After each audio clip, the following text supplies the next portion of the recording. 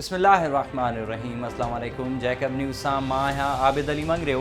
पेश आहिनि हिन वक्त जो हेडलाइन। वफ़ाक़ी वज़ीर सरदार मोहम्मद मियां सूमरो सां संदसि अमड़। अॻूणी ज़िला नाज़मा बेगम सईदा अहमद सूमरो जे लाॾाणे ते मुख़्तलिफ़ सियासी समाजी मज़हबी ऐं कारोबारी शख़्सियतनि पारां ताज़ियत जो सिलसिलो जारी। वफ़ाक़ी वज़ीर मोहम्मद मियां सूमरो सां सरदार सलीम जान मज़ारी, मीर मिठल ख़ान मुग़ैरी, MPA मीर जान मोहम्मद जमाली, सरदार ज़ादा बीबरक ख़ान रिंद, CEO सेप्को चौधरी सलीम, सरदार गौस बख्श ख़ान महर, उम्मे रुबाब चांडियो, आगा बदरुद्दीन घुनियो, PTI अगवान एडवोकेट हमीद गोपांग, अताशान सरगीअ ॿियनि पारां अल मोहम्मद हाउस ते पहुची अमड़ जे लाॾाणे ते ताज़ियत कंदे ॾुख जो इज़हार कयो।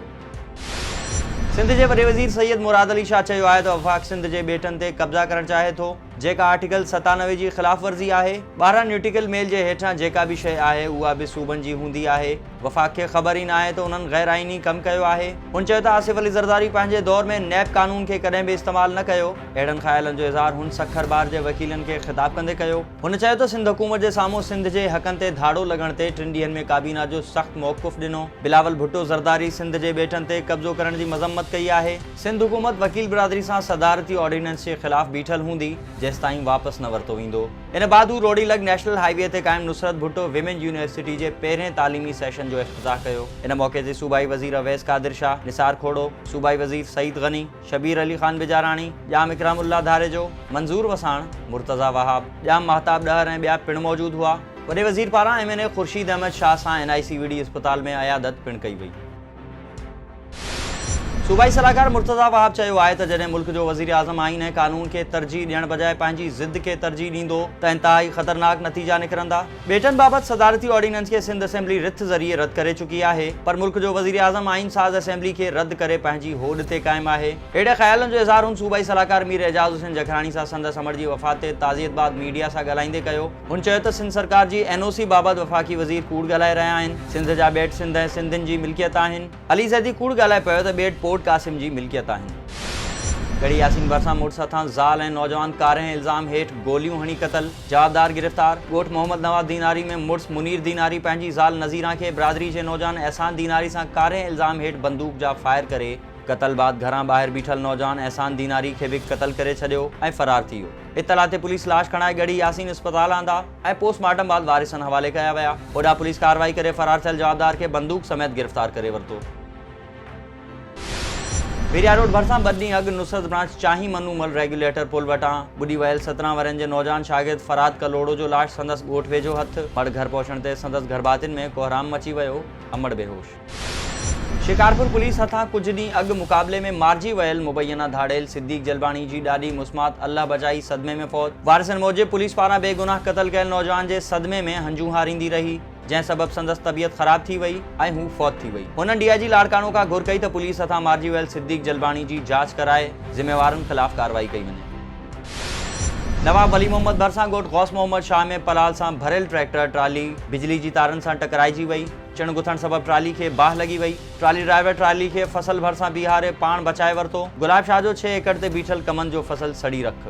मुतासिर हारी जो एहतजाज, नुक़सान जो अज़ालो करण जी घुर। जस्कम चेयरमैन सानान ख़ान कुरैशी चयो आहे त सिंध जी मिल्कियतनि ते कंहिं बि सूरत कब्ज़ो न करणु ॾिबो।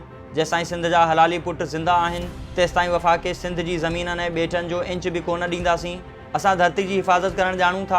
अहिड़े ख़्यालनि जो इज़हार हुन ठरी मीरवा में जस्कम अगवान एडवोकेट राजा अल्ताफ़ शर जी पग ॿधाइण वारी रस्म में शिरकत करण दौरान कयो। हुन वधीक चयो त 25 अक्टूबर ते बबरलो बाईपास मथां सिंध जे ॿेटनि ते वफ़ाक़ जे कब्ज़े ख़िलाफ़ धरणो हयो वेंदो। होॾां जस्कम चेयरमैन बोज़दार वॾा पहुची 25 अक्टूबर वारे धरणे बाबति राब्ता मुहिम जे सिलसिले में मुख़्तलिफ़ माण्हुनि खे दावत ॾिनी ऐं सिंध जे हक़नि लाइ एहतजाज में शिरकत करण जी अपील कई। नैब सखर जी टीम जो फूड गोदाम कश्मोर ते मैजिस्ट्रेट फर्स्ट सिविल जज अब्दुल वहीद अब्बासी जी निगरानी में छापो। कणक जी ॻण मीडिया खे कवरेज खां रोकियो वियो। गोदाम जो समूरो रिकॉर्ड तहवील में वरितो वियो। ज़रियनि मूजिब गोदाम तां 30,000 खां वधीक बोरियूं गुम आहिनि, जंहिं सबब मुलविस अमलदार सख़्तु परेशान आहिनि। तहरीकी में पाकिस्तान तहरीक इंसाफ लेडीज़ विंग जी नायब सदर राहिल अशर PP MNA सरदार ख़ालिद अहमद लुंड जी रिहाइशगाह ते मुलाक़ात करे साथियुनि समेत पीपल्स पार्टी में शमूलियत जो ऐलान करे छॾियो। इन मौक़े ते MNA सरदार ख़ालिद अहमद लुंड जो चवणु हो त पीपल्स पार्टी पाकिस्तान जी वाहिद जमायत आहे जेका ग़रीबनि जे अझे लटे जो ख़्यालु रखंदी आहे। पीपल्स पार्टी में शिरकत कंदड़ राहिल अशर मीडिया सां ॻाल्हाईंदे चयो त पाकिस्तान तहरीक इंसाफ मुल्क वासियुनि जो जीअण जंजाल करण सां गॾोगॾु मुसलसल सिंध धरती ते वार बि कया आहिनि, जंहिं लाइ तहरीक इंसाफ खे छॾे पीपल्स पार्टी में शमूलियत इख़्तियार कई आहे। सोबतपुर शहर म्यूनिसिपल अमले जी नाअहली सबब गंदगी जो ढेर बणिजी वियो। पीपल्स पार्टी पारां बुहारा खणी शहर जी सफ़ाई शुरू।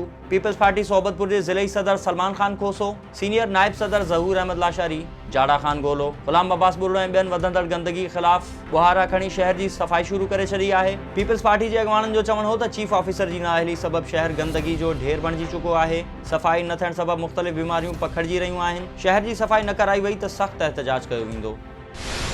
तहरकी में खांगी मोबाइल कंपनी के मुलाजिमन रेती वासिन हसन अली मेमण, इम्तियाज़ मेमण ऐं शौकत मेमण जो एहतजाज। संदन चवण हो त टेलीनॉर जे टावर जी चौकीदारी कंदा आहियूं। गुज़िरियल 15 महीननि खां पघार बंद कई वई आहे। शिकायत बावजूद को ॿुधण लाइ तयार न आहे ऐं पघार घुरण ते कंपनी जा मुलाजिम चौधरी आज़म ऐं शकील रंद असांखे कूड़नि केसनि में फसाइण जूं धमकियूं ॾियनि था।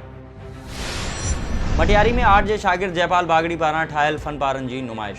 GD अॻवान सैयद हसन मुर्तज़ा शाह जामोट पारां इफ़्तिताह करे नौजवान जी काविश के सारायो वियो। संदसि चवणु हो त मटियारी जे नौजवाननि में वॾो हुनर आहे, जंहिंजी हौसला अफ़ज़ाई करणु घुरिजे त जीअं हू पंहिंजे हुनर वसीले सॼी दुनिया में सिंध जो नालो रोशन करे सघनि। इन मौक़े ते सैयद जुनैद अकबर शाह, हामिद कुरैशी, रज़ा मेमण, इम्तियाज़ हुसैन ख़ास खैली, सीताराम बागड़ी ऐं ॿिया पिणु मौजूदु हुआ। सोबतपुर में दयार अदब तंज़ीम पारां नए मुक़र्रर थियल डेप्यूटी कमिश्नर जे मान में शाम ग़ज़ल जे उनवान हेठि तक़रीब कोठाई वई। तक़रीब जा महिमान ख़ास DC बिब्रिक खान काकड़ ऐं एज़ाज़ी महिमान DPO सोबतपुर सरदार हसन खान मूसा ख़ैल हुआ। तक़रीब में सिंध बलोचिस्तान जे अदीबनि ऐं शाइरनि वॾे अंग में शिरकत कई ऐं ग़ज़ल पेश कया। कंदकोट वेझो ॻोठ नवाब खान ॾाहाणी में क़ौमी अवामी तहरीक अॻवान शाद मोहम्मद ॾाहाणी जी सारियुनि जे देरे खे अणसुञातल माण्हुनि बाहि ॾेई छॾी। सवेमण सारियूं सड़ी रख। मुतासिरनि पारां SSP कश्मीर खां जवाबदारनि ख़िलाफ़ फौरी कार्रवाई करे नुक़सान जो अज़ालो करण जो मुतालबो। खैरपुर में वापारियुनि पारां SSP अमीर सऊद मक्सी जी हिमायत में रैली आशिक़ हुसैन अब्बासी, मुज़फ़र अली चन्ना, गुरमुलमल, हनीफ़ अब्बासी, अमानुल्लाह शेख ऐं ॿियनि जी अॻवानी में कढी वई। अॻवाननि ख़िताब कंदे चयो त SSP अमीर सऊद मक्सी बहादुर, ईमानदार ऐं मेहनती पुलिस ऑफिसर आहे, जंहिंजी बहितर हिकमत अमली सबब खैरपुर में अमन ओमान बहाल थियो आहे। थी हुई हिन हेडलाइंस। वधीक ख़बरुनि ऐं अपडेट्स लाइ विज़िट कयो असांजी वेबसाइट www.jacobnews.com ऐं फेसबुक ते फॉलो कयो। ॾिसंदा रहो जैकब न्यूज़, ख़बर खां हक़ीक़त ताईं।